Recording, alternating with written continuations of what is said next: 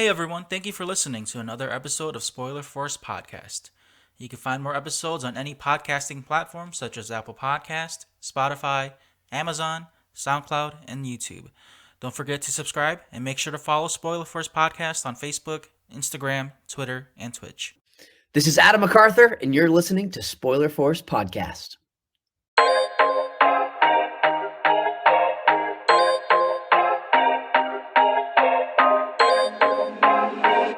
This is a FlowGasm Beats production.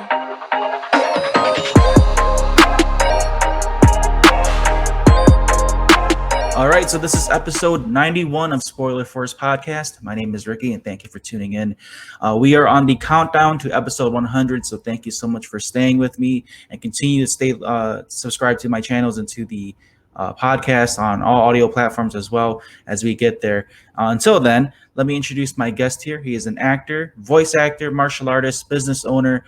He is the voice of Marco Diaz on Star versus the Forces of Evil. You've heard his voice on Star Wars: The Clone Wars TV show.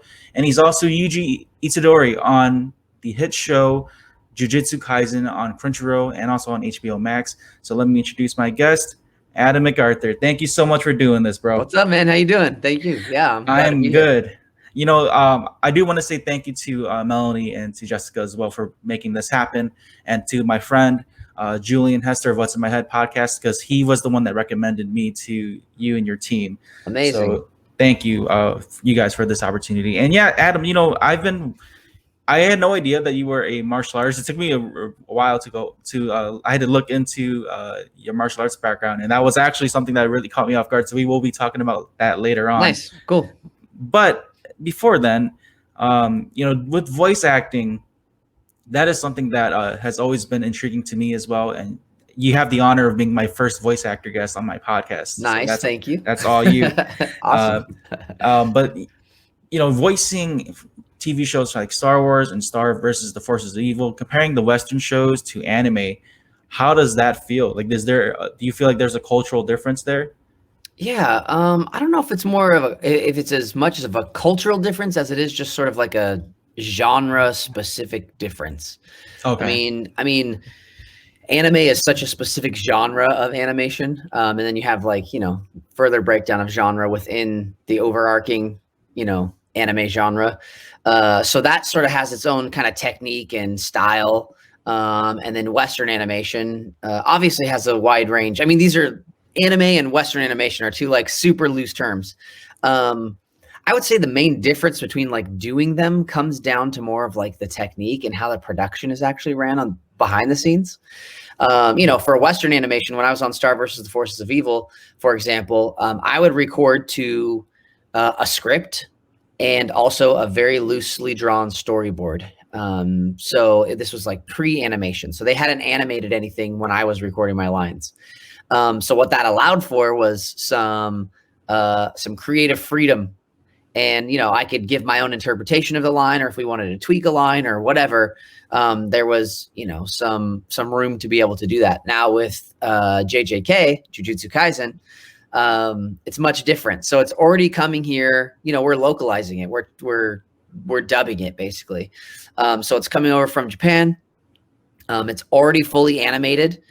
And from there, we're basically like writing a script, and well, I'm not, but the writers are writing a script, translating it, making it make sense, making it fit in the timing of the mouth movements for the character.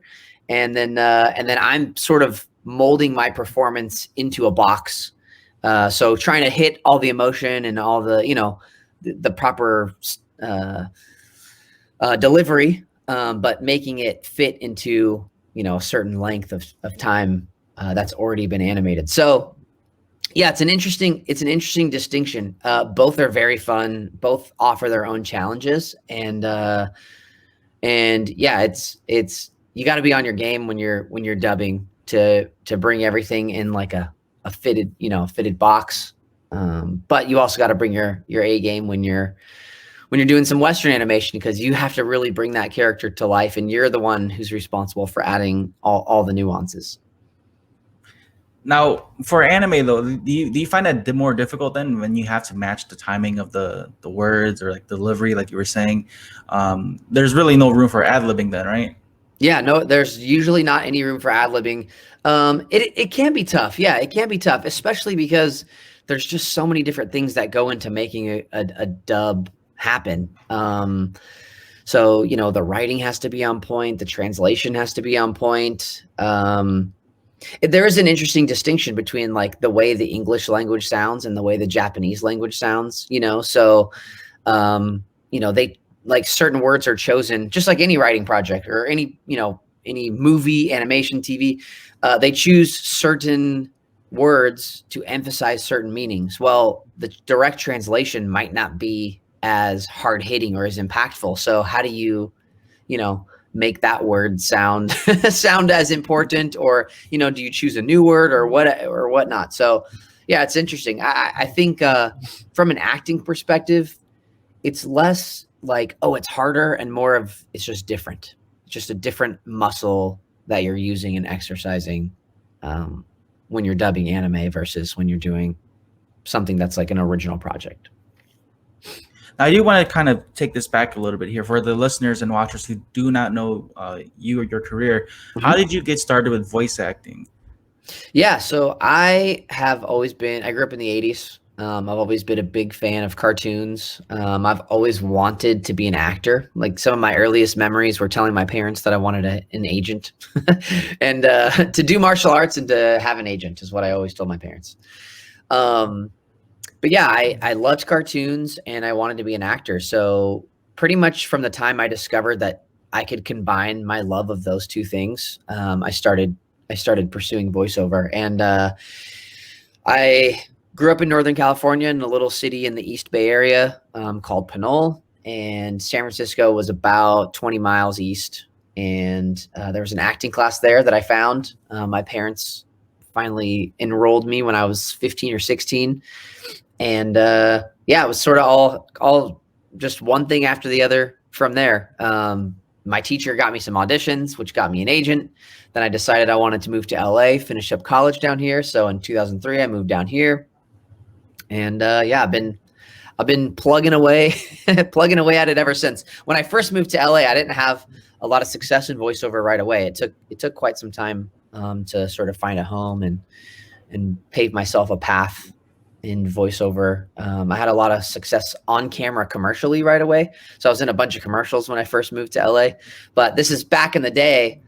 Commercials used to pay a really good wage.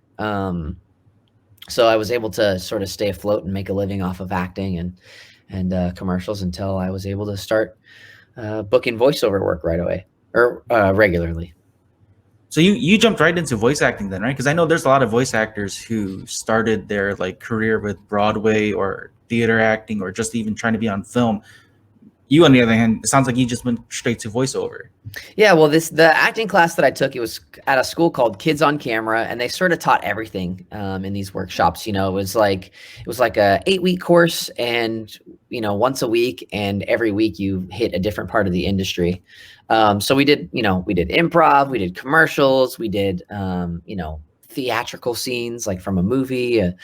And then we had a voiceover class, and it was after the voiceover class that the teacher was like, "Hey, I think I might have an opportunity for you." And it was just to be the voice of some teenage, like they needed teen boy voices, which I never apparently grew out of. I still sound like that, I guess. So yeah, ended up auditioning, and it turned out to be a really lucrative series of jobs. It happened during a time where I unknowingly was auditioning during the union strike. I wasn't in the union yet, but apparently union workers weren't working on jobs, so they needed people. And I sort of got lucked in. It's actually how I got into the Screen Actors Guild and all that stuff. So sometimes people are like, man, help me. I need to figure out how to get into the union. And I'm like, I am an exception to the rule. I had an insanely easy time joining the union. I really just sort of lucked into it. Yeah. Yeah, I listen to Rob Paulson's podcast, and Awesome. he's always talking about the Screen Actors Guild, and man, how difficult it is for people to even get in. They have years of experience in acting and voice acting. It takes them forever to get in, but you Yeah. easily just got in. Yeah, That's awesome. I totally. This is actually the story of my life. I am historically a very lucky person, and I'm very grateful for that. I would rather have luck on my side than have to. Now, how did you get into like Disney and all of the like more of the cartoons? Was it just through auditions as well, or did you actually was that something that you were aiming for?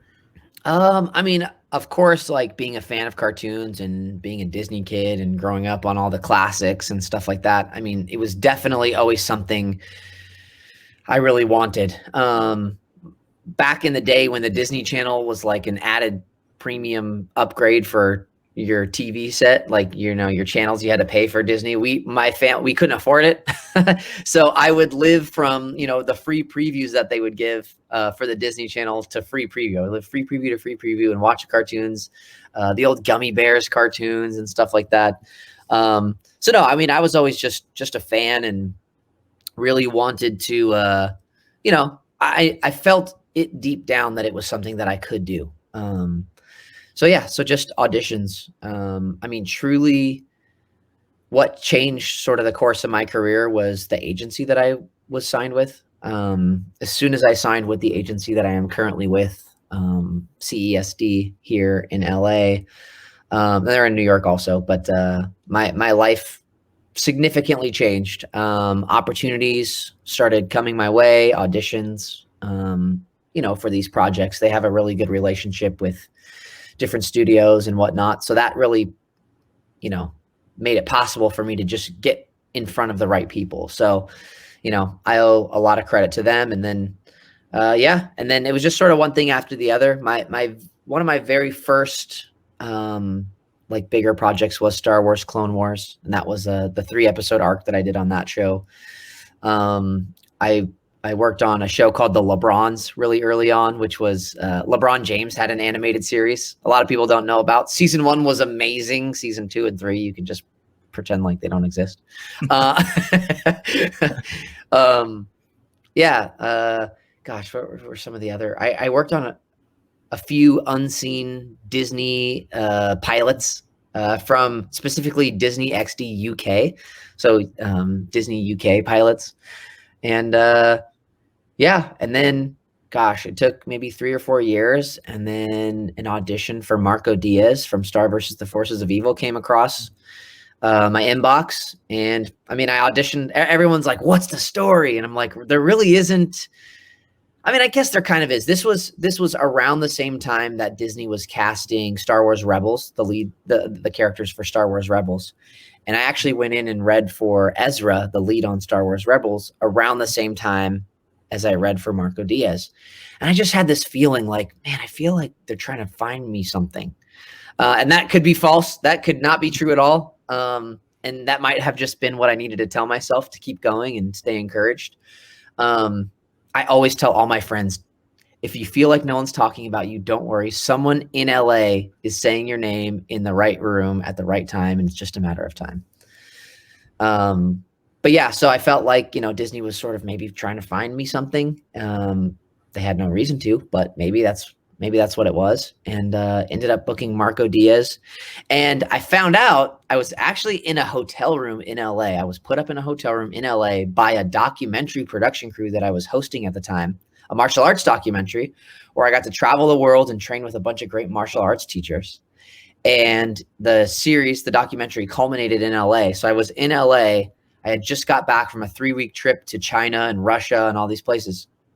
And I was in the hotel room and I was looking out. I was in downtown LA looking at this beautiful view of downtown, thinking like, man, this is a city I live in, but like I'm getting to stay in a beautiful hotel. Like what a crazy life. And at that moment, my phone rang. And it was my agent at CESD. And I had a feeling of what it was. So I sent her a voicemail because I wanted to record it, or I wanted to have a recording. And sure enough, she left me a voice message. She said, "Adam, this is Pat at CESD. You are Marco Diaz. Congratulations, buddy. You're Marco Diaz." And it was a really amazing moment that I will never forget. And it turned into one of the best experiences of my life, which was working on Star versus the Forces of Evil.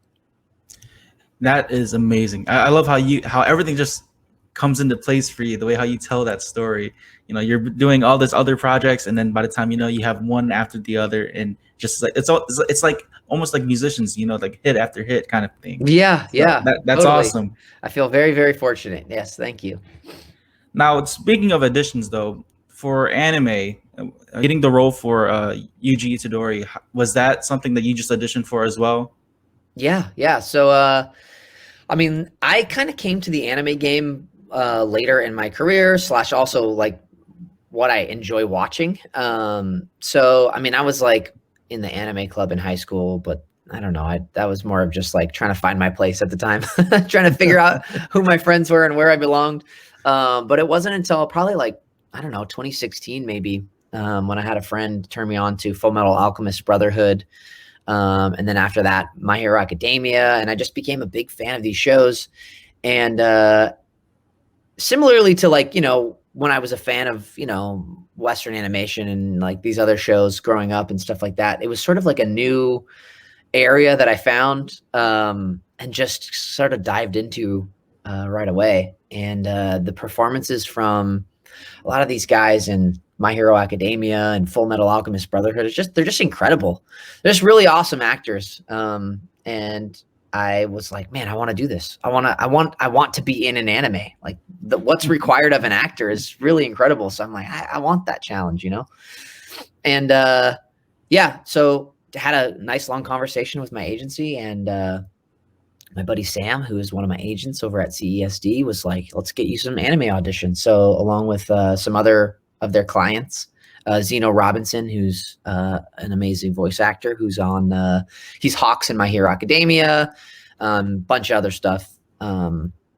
We started getting auditions for these anime, and yeah, just kind of like Marco, you know, it was just an audition that came across my inbox. I mean, I auditioned so much for stuff at this point too. I've been doing it for so long that I sort of audition and then forget about it. I don't put too much on each one. It's sort of like I just do my job, send it off, and hope for the best. If I even remember to hope, you know, sometimes it's just like I'm just at this point, auditioning is just the job, you know, you just record it and send it. So I did that with Yuji, and I don't know, about a week and a half later, I got the call that I was Yuji Itadori, and that I was going to be leading the way as the main character on Jujutsu Kaisen, which had a lot of hype going into it. So I feel very honored to be providing the English voice for Yuji. He's a hilarious character.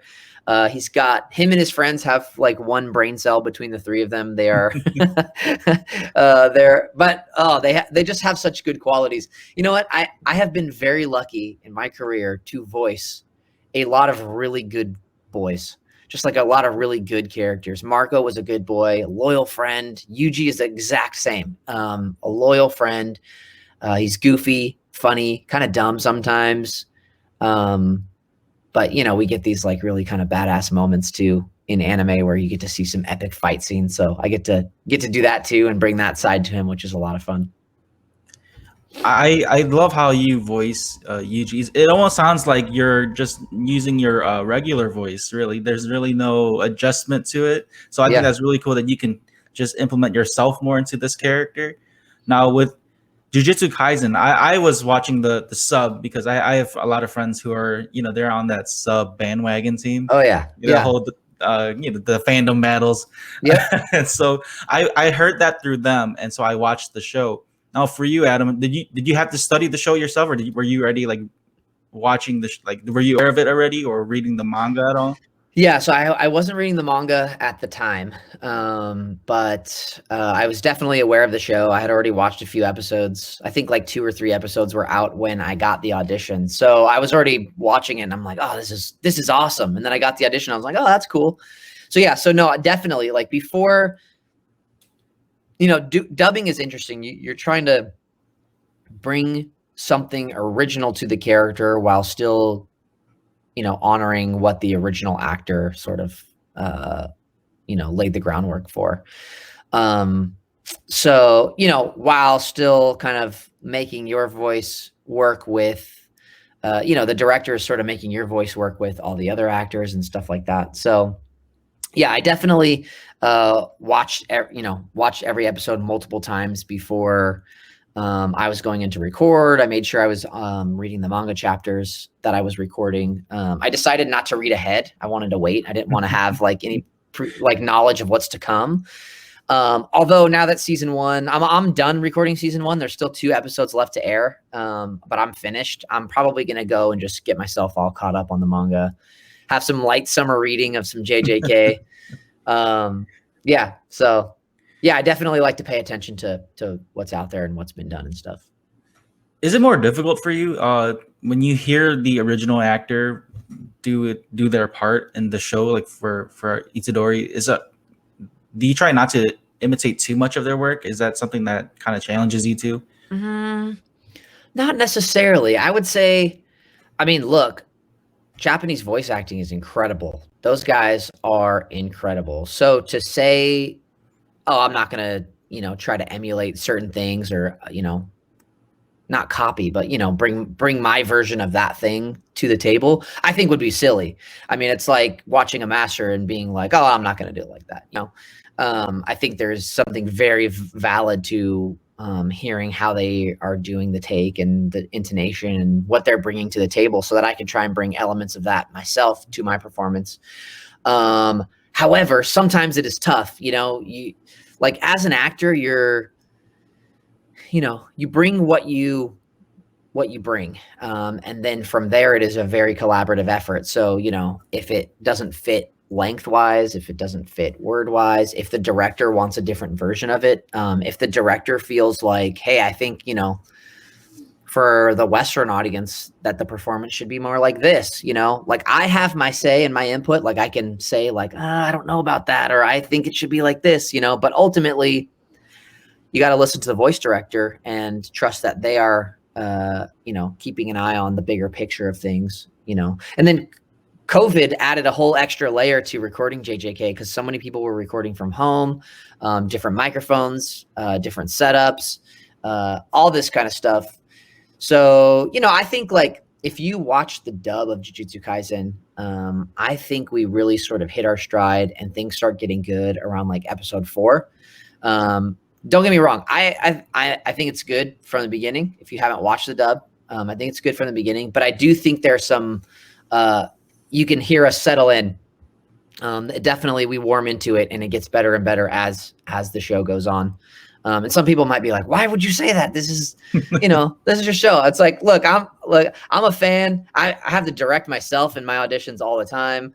Like I'm fully, I can look at something objectively even when I'm a part of it. And I think, I think the cast is doing a phenomenal job. It's got a lot of amazing talent.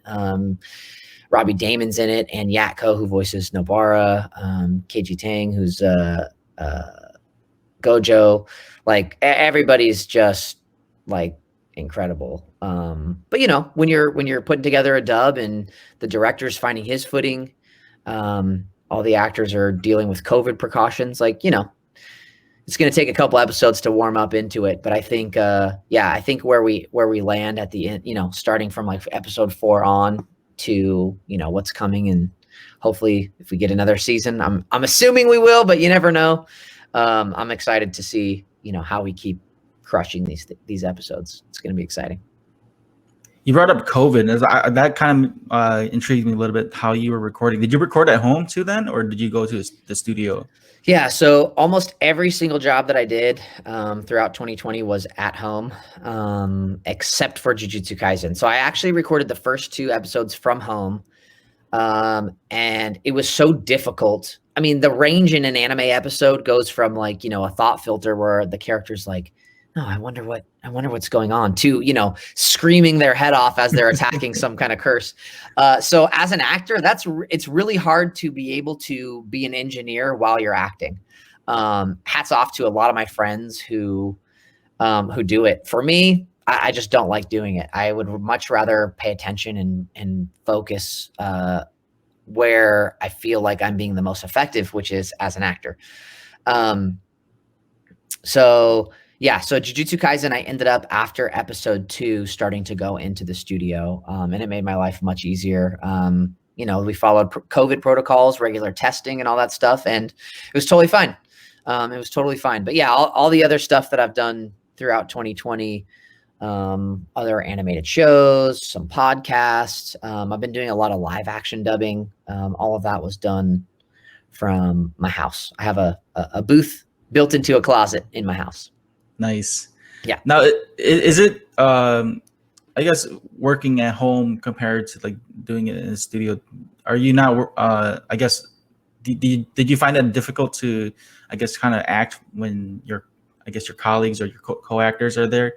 Because working alone, you have to be able to find that range of emotions and to carry that character, and especially like with Jujutsu Kaisen, where the emotions are up and down like crazy. So was that a challenge for you as well? Yeah, definitely. Definitely. The thing too with dubbing is you're really heavily relying on the voice director for context. So, it is hard in moment to moment, especially when you're not playing off of other actors. You're not recording scenes as a whole. You're recording one line at a time. So, if you haven't seen Yuji in like, 6 minutes, and then all of a sudden he's there and he's saying something, and it's like, wait, what's happening here? Like, wait, is he responding to this person, or is he responding to this person? Even though I've already watched it, I know what's going on, like as a bigger picture, but it's still like, in those moments, making sure you're bringing the right performance is, it is hard when you don't have other actors around you and you're sort of relying, and especially from home. The 2 episodes that I recorded from home, I could not see the voice director. So I'm hearing the show in my headphones. I'm hearing the voice director give me notes in my headphones, but I'm not really seeing anything other than what's on the screen for, the scene that we're shooting. And yeah, it's hard. It's super hard. It is really, really hard because, as communicators, like even now seeing you on here, as communicators, there's so many things that we are receiving informationally from how somebody looks while we're talking to them, that inflect or, that impact how we respond. So yeah, it makes it difficult not being able to see them, or, doing it from home was definitely a big challenge. Now with Jujutsu Kaisen, like I was saying before, with the emotional aspect of the anime going up and down like crazy. Yeah. Yuji Itadori's character is very witty, very comical at times. Yeah. You're very youthful. Yeah. Are there any characteristics that you feel like you really relate to when it comes to acting as Itadori, or like do you see yourself in that character as well? Yeah, totally.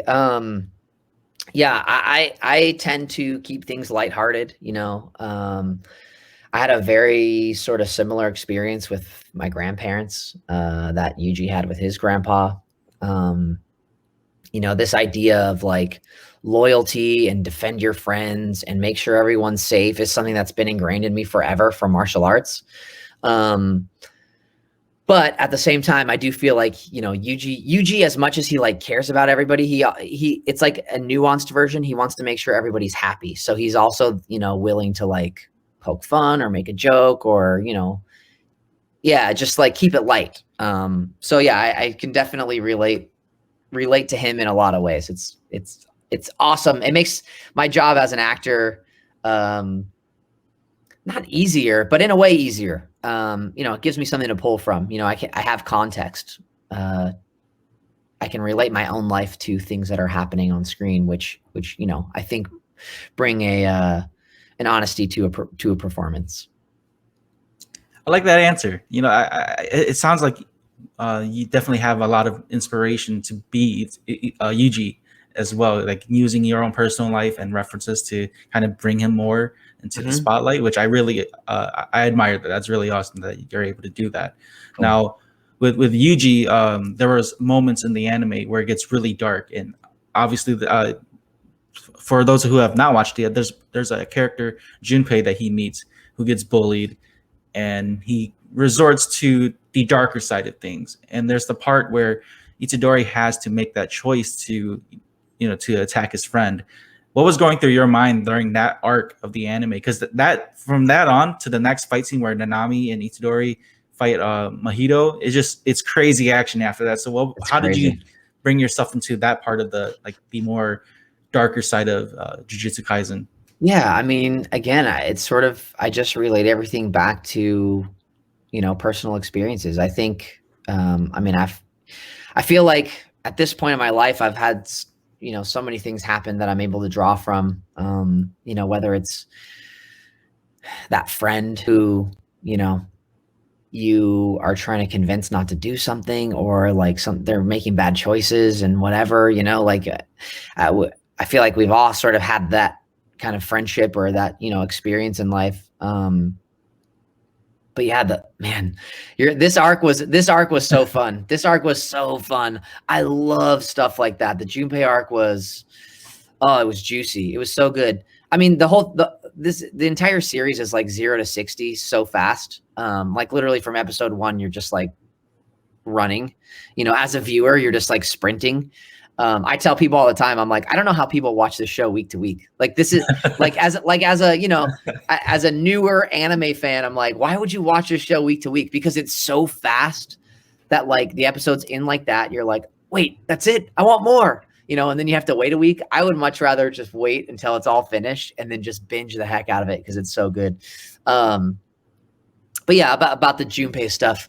I mean, the way the episodes were written, they really kind of built out that relationship, and I got to sort of just live those moments before too, where I like see some of myself in Junpei, or Yuji sees some of himself in Junpei, and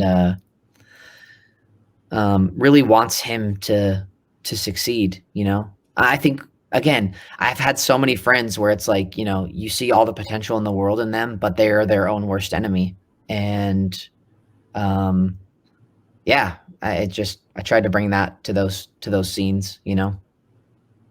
What did you think of the fight scenes? I mean, even with not just the fight with Mahito, like where they're just throwing hands at him, and I love the teamwork with him and Nanami, but like the school arc, or like the contest arc where they fight the other schools, and where Yuji and Toto confront each other. Man, Yuji and Toto together. Yeah, Yuji and Toto. Let me tell you, there is not a more fun duo in anime right now than Yuji and Toto. I love their whole dynamic. I love their relationship. It is so funny to me.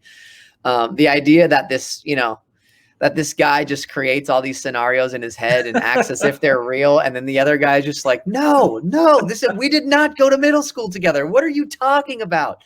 It's just so funny to me. Yeah. This is a great point. Well, you're specifically asking about the animation, which Mappa, the studio who's doing Jujutsu Kaisen, is incredible. Every project they're working on, they're absolutely crushing. Man, the animation is beautiful in Jujutsu Kaisen. Like I don't care if you watch it in sub. I don't care if you watch it in dub. If you want to see a good show that has amazing animation, like JJK is it. And then back to the Toto Yuji thing. Like, this is the other thing that I love about Jujutsu Kaisen is every single character is awesome. There's actually not a character that I don't like in the show. And again, people might be like, well, you're on it. But like objectively, like just watching it, like there is not a character on here that is not cool or likable or doesn't have some redeeming quality. I mean, even Mahito is like such an evil, like I hate that guy. Like I want to punch, like I actually in real life want to punch that guy in the face because he's so like despicable. But like, I don't know. I like that he's there. Also, Sukuna, like the fact that you have this like who was touted as like the king of curses and you barely see him through season 1. But bad stuff is already really bad and really like happening, it's like, where are we going? Like, this is going to get really bad for these guys very soon. It seems like, like, yeah, I love all the characters in this show. What are your thoughts on Yuji and Sukuna's relationship? Because Ray Chase plays him, right? And Ray Chase does a great job bringing that dark essence with him. Yeah. So what's your thoughts on like when they do like not just when they do like their agreements or whatever, but just overall like seeing these two, they're almost like Batman and the Joker in a way, like totally. Two sides of the same coin. Yeah, it's man, I don't know, it's frustrating. It's frustrating. This relationship is frustrating. Obviously, I'm bringing the idea of like, sort of my mental place is like being Yuji, right? So when I think about Sukuna, like the fact that he begs him for help, with Junpei, and he basically laughs at him and says no. Like he is toying with Yuji, and revealing so very little of what his intentions actually are or his plan or whatever. I don't know. I do know some stuff that happens later on in the manga, that I won't spoil or anything like that. So I know we get to see some more stuff that is insane. However, where it will end up going, I don't know, but I'm very excited to see. It's also crazy seeing how Sukuna interacts with other curses. Like when Yuji enters Mahito's domain, and that basically kicks him out of it because Sukuna's like, whoa, like you don't bring me into your domain, because if you bring Yuji, you're bringing Sukuna. So it's interesting. Yeah, I guess for people watching, Sukuna lives inside Yuji. He's this king of curses. Yuji swallowed one of his fingers and now has powers because the king of all curses lives inside of him. It's crazy. And I love how like Sukuna's, it's like he's almost like a parasite in a way where he's living in Itadori's body, but then he's also fighting off like any poisons or anything that's like affecting Yuji. So in a way, he's like helping him out, like physically, but like internally, he just wants to get rid of this kid. Totally. And we don't get to see what it actually means. Like we don't know. They keep it, like how are you gonna have this main villain yet he's not even the main villain in all of season 1? It's great. They're just like laying the groundwork for some really epic stuff. So it's gonna be cool to see where it all goes. I'm very excited to get to continue to voice him. Now, I know you mentioned that you love all the characters. I mean, I do as well. And one of my favorites is definitely Gojo, man. Like the way how this guy, he's just a goofy teacher. Again, like Yuji, very lighthearted, very goofy at times. Yeah. But I love how Mappa does their animations for him, especially when he did Purple. That animation was so amazing. Yes. So, 2-part question here for you, Adam. Who are your favorite characters, and up until what's aired right now, so that way you don't spoil it for anyone? Okay. What are your favorite moments on the show? Yeah, I mean, Toto is one of my favorites. Toto is just hilarious to me.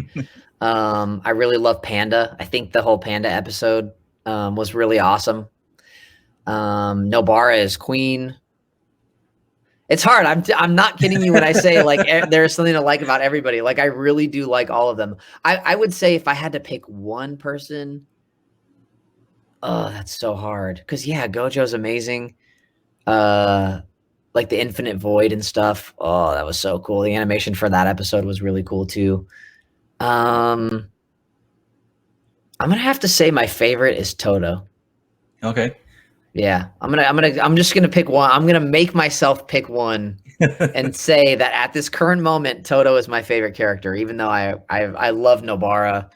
Ooh, these last couple episodes with Yuji and Nobara. Ooh. Oh man, I know. I finished the sub last week, finally caught up, and just seeing Nobara, how crazy Nobara is. Yeah. Oh man, it's insane. And like because of that too, like a lot of cosplayers on Instagram, like they all love dressing up as her, and so like awesome. Using the curse and all that, it's insane. Yeah, it's so cool. How has it been? I mean, for me, like I can watch the sub, I can watch a sub and then go watch a dub, and I don't compare them. I don't have a problem watching something like even something that I'm not in, watching the sub and then going and listening to the English. Like I don't necessarily have like a preference. I kind of just will watch whatever I'm feeling. Most of the time I'll watch dubs just because I'm supporting my friends and, hearing how it's being directed and whatnot. But because you finished the sub, have you gone back? Have you been watching the entire dub, or did you just check out some episodes here and there? For me, preferably, I do watch sub, preferably. Now, for English dub, it is a bit, I guess you could say, not difficult, but it is a bit of a challenge because I get very nitpicky when it comes to like if actors are either trying to emulate the character, or like trying to, I guess, almost copy the character, or versus Mhm. like bringing them to life. Like I was saying about how you did with Yuji. You bring in your own style to Yuji, which I like. So that is really well done. But there's some, I'm not gonna say who, but there are some actors where I've heard on different animes, and I'm just like, it just felt like they were reading off a script. Yeah. And so Yeah. I get very picky about that. I get that. Yeah, I get that. I think, I think it's hard when you compare. That's what I try to tell people. They're like, sub versus dub. I'm like, either one, just don't compare the two because they're totally Yeah. different. You know, you kind of have to go in with fresh ears. Like, you're going to get used to whatever you're hearing, whatever way you're watching it. So I don't really care. I just want people to enjoy good shows. And Jujutsu Kaisen is a good one. Oh yeah, definitely. I mean, like the voice talent for Jujutsu Kaisen, including with you and everyone else that you mentioned, like everyone's doing a great job. So I would recommend the dub as well if you haven't watched it yet. And I mean, like you were saying with My Hero Academia, they have a great English dub team, and all of them are doing great. And you know, I mistakenly watched the Heroes Rising movie in dub when it came out last year. Yeah. So watching that whole thing in dub, it convinced me, like, man, these actors are actually, you know, putting all their effort into it by making it the best that they can. Because like you were saying before, with just trying to fit the right puzzle pieces together with the mouth movement and all that. I mean, that is a challenge in itself. So I give applause to you and credit to you guys. Great job. Cool. Do you want to start your own podcast? Then sign up with Buzzsprout. Buzzsprout has helped hundreds of thousands of users to begin their podcasting journey. With easy-to-use tools, you can effectively get your podcast onto many platforms such as Apple Podcasts, Spotify, Amazon, iHeartRadio, and more. You can view stats, create audio clips, and even have your own podcasting website. Buzzsprout also offers ideas, tips, tricks, and tutorials to help you improve your podcast. Follow the link below, and once you sign up, you'll get a $20 Amazon gift card. This will let Buzzsprout know that I sent you and also support Spoiler Force Podcast. Happy podcasting. If you're into anime, manga, or anything that's from Japan, Otaku Detroit is the place for you. Located at 513 West, 11 Mile Road in Madison Heights, Michigan, you can find a variety of manga books, anime figures, collectibles, posters, snacks, and even authentic items from Japan. Stop on by to see store owner Matt and let him know Spoiler Force sent you. Now, to move on though, I mean, like with Yuji doing a lot of martial arts in Jujutsu Kaisen, you're also a martial artist yourself. Yep. How long have you been doing martial arts, Adam? Oh gosh. I've been doing martial arts for like 27 years, 28 years, something like that. Wow. Yeah, I've been doing martial arts for a long time. Yes. Yes. Like, the videos I've seen, and I watched a little bit of that documentary you were doing around the Shaolin monks. Oh, cool. Is like wushu, is that the style that you, I guess, practice this entire time, or do you also do any other martial arts styles? Yeah, so I actually came to wushu relatively late in my martial arts career. So I started with traditional kung fu, northern and southern Shaolin kung fu, mostly Hung Gar, which is a southern style of kung fu, and then judo. So the school that I grew up in, my kung fu teacher came over from China in the 50s, started practicing judo in Chicago, and learning from this really fantastic Japanese judo instructor there, and then moved to Northern California, where he started opening up martial arts schools in the 60s. And so I learned traditional kung fu and judo for most of my life. And after, I had already been doing martial arts for a really long time. I was in college when I started wushu. Wow. I had sort of competed at the highest levels in the United States for traditional martial arts and had some great success, and then decided that I wanted to sort of try a different little avenue. At the peak, I like doing team trials and ranking myself in the US for wushu. I think maybe the best I ever did was like ranked 8th in the US or something like that, for like a traditional open hand forms routine. But I always wanted to do wushu because it was sort of like, what they did in the movies. And if I was going to be an actor and stuff, I thought, maybe at some point this will be useful on camera and stuff. But my heart lies with traditional martial arts. Like, I love traditional martial arts. I've also done boxing. I boxed for like 5 or 6 years. Excuse me. Gosh, what else? Have you done any like any besides judo? Have you done any other grappling styles like jujitsu or I haven't done wrestling at all? jujitsu. Yeah, I haven't done jujitsu, haven't done wrestling.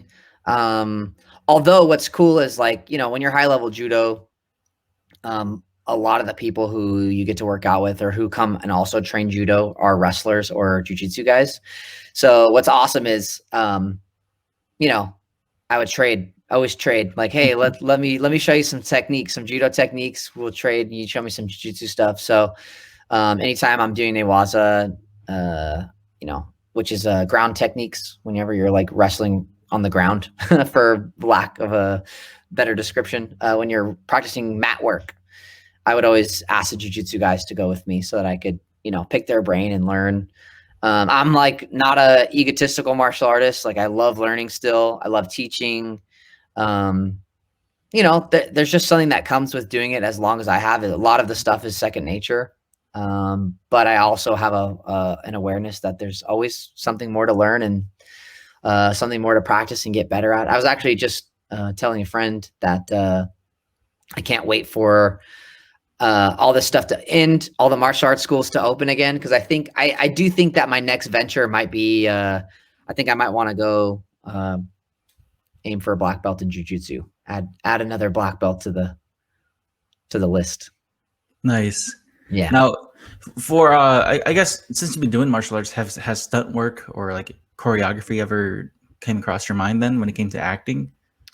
Sometimes all my friends ask me. I have so many friends who are stunt people. They're like, bro, why aren't you doing this? I don't want to get hurt. It's interesting. Like I love martial arts. I genuinely love martial arts. Like when I am practicing martial arts, I feel the most like myself.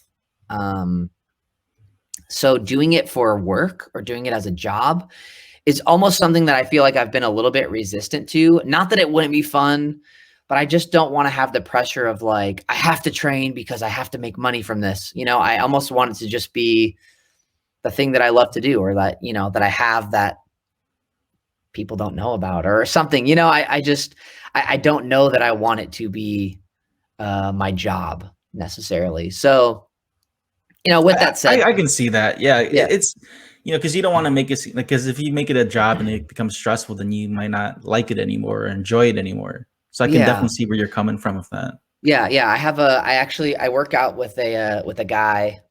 He's technically my trainer, my like personal trainer, but he's a martial artist. We just do a lot of martial arts stuff, and weights and everything. But he's a stunt guy. And he works in the industry a lot. And he's like, bro, like, I want to get you on some stuff. And I'm like, okay, like if it happens, okay, sure. Like I'm down, but I don't want to I hustle for everything else in my life. I've hustled for my current career. I've hustled for my business, my non-entertainment related business. I don't want to hustle. I don't want to hustle myself martial arts wise. I just want to keep getting better and have it as something that I love, And have you ever done like any, I guess XMA or extreme martial arts, like where parkour or like gymnastics is added to that? Have you done that too? Yeah. I've done a little bit of that. Yeah, like the sport karate or the tricking and stuff like that. Yeah, a little bit. It was never my specialty. I was truly more of a traditional guy, traditional martial artist. So yeah, but yeah, the skills kind of translate. It's just a matter of practicing certain movements and whatnot. So yeah, I've sort of dabbled in kind of everything. Are you a martial artist? Have you done martial arts? I get really modest about it because physically I don't have the look of it anymore. So bro, you never judge a book by its cover. Let me tell you, after doing martial arts as long as I have, that's the case. Oh, that's honestly true. Because even for you, like I never thought you were a martial artist until I saw like your Instagram and I saw your videos. I'm like, oh man, he's pretty legit. He's good. But for myself, yeah, I did Taekwondo since I was like a kid. And then I took a break, and then recently, I think like last year. Not even. I tried to get back into it again and tried to relearn everything, but with COVID, it just wasn't it. It wasn't working for me. But then I've done boxing. I had an uncle who used to do mixed martial arts and Muay Thai, so I trained a little bit with him, and then I did wrestling in high school, and just a lot of learning at home kind of thing, because with YouTube was such a like you can't really. I think that you can learn basics off of YouTube, but to really learn, you have to be in the gym. Totally. So I was in a boxing gym for like a good 6 months or so, and then that gym closed down. So whatever, I was like picking up bits and pieces of everything and just practicing at home. Yeah. And then but yeah, it's just like I don't want to say I'm like a long running martial artist, but I did step my feet into those waters. And like growing up with that too, it's been a big part of my life. Jackie Chan, Bruce Lee, Jet Li, Donnie Yen, those guys. Yeah, that's awesome. Yeah, it's so funny. Like throughout 2020, when you're spending all this time at home and stuff like that, for me, I was like, what, I got to take this opportunity. I'm going to like clean out a bunch of stuff and get rid of stuff. So I like pulled out this box and I'm like, what is this thing? Like, what have I stored here? I'm like, oh man, it's all these old DVDs. Like, I don't really care to keep DVDs now. So I went through my old DVD collection and like got rid of a ton of stuff. But you know what I kept? I kept every single Kung Fu movie that I ever owned. I was like, oh, no way. I'm not getting rid of these. Because there was a period where I was getting like old school Kung Fu movies on DVD, stuff that's like so hard to find back when like Suncoast Video was open and stuff like that. So I kept all those old Kung Fu movies. I'm not getting rid of those. Did you watch the latest Mortal Kombat at all? I haven't watched it yet. I haven't watched it yet. Did you like it? I liked it. A lot of people are giving it mixed reviews, but for me personally, I enjoyed it. I'm a big fan of the actor who plays Scorpion, Hiroyuki Sanada. I was watching him when he was like way young and doing those movies with like Sonny Chiba and those like The Legend of the Samurai and stuff like that. Like classic movies. So I'm a big fan of his. And then just seeing a lot of like the more newer actors like Ludi Lin playing Liu Kang, I thought that was a great casting choice.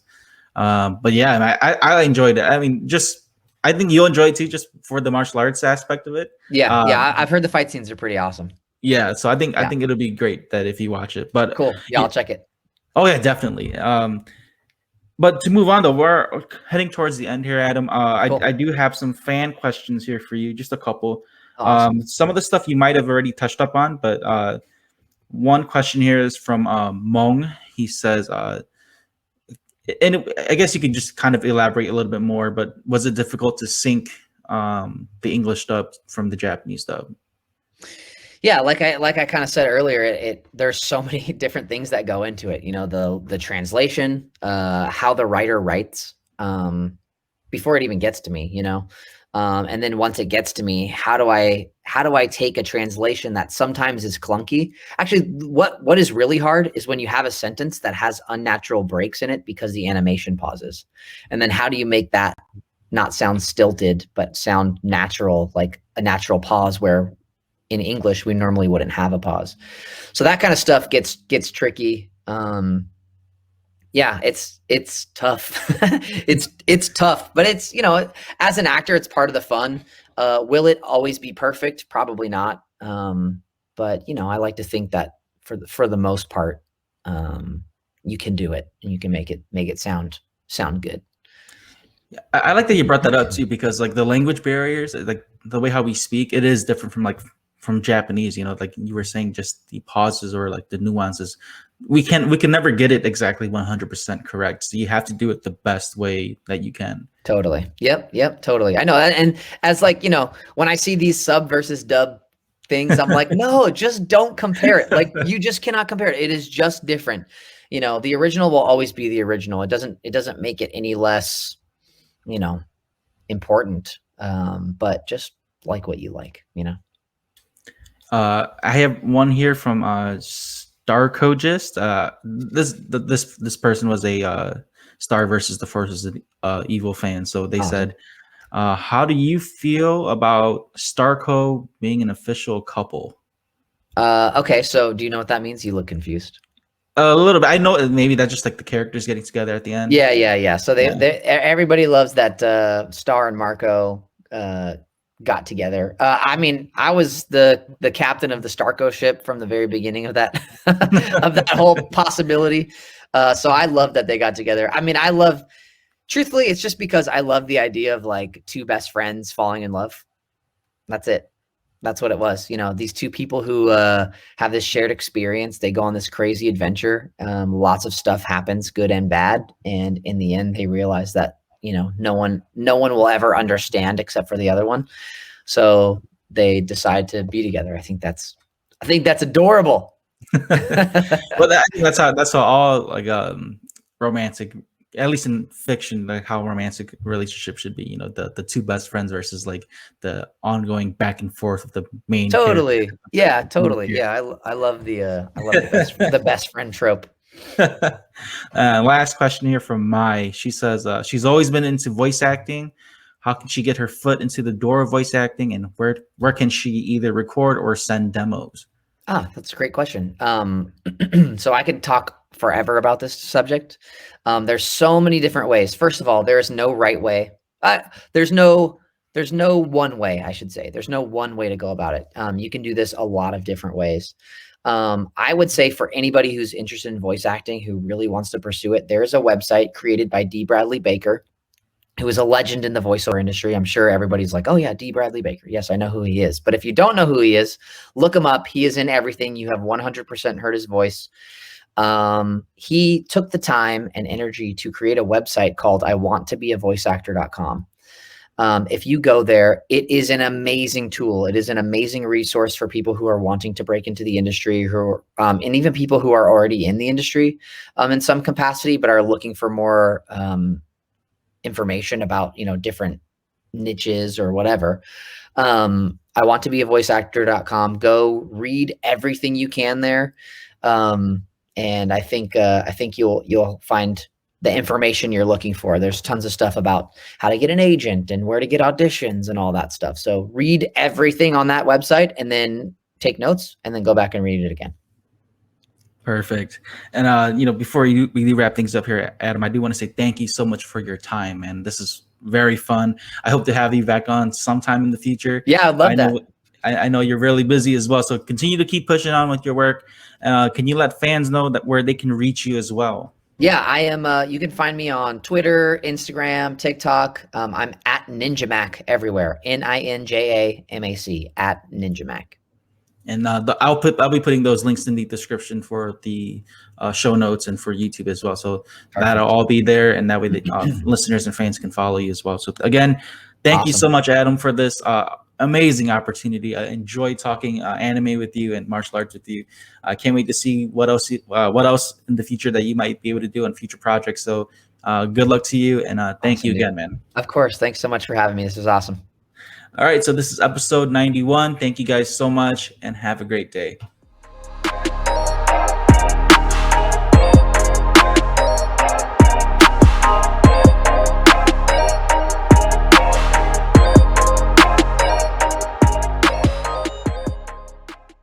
If you enjoyed this episode, make sure to follow, like, share, subscribe, and rate Spoiler Force Podcast. If you have any guest recommendations, comments, questions, concerns, or criticism, you can email me at rickyvang92@gmail.com or message me online on any of my social media platforms. Want to listen to more pop culture themed podcasts? Then check out the Epic Sewers Podcast Network.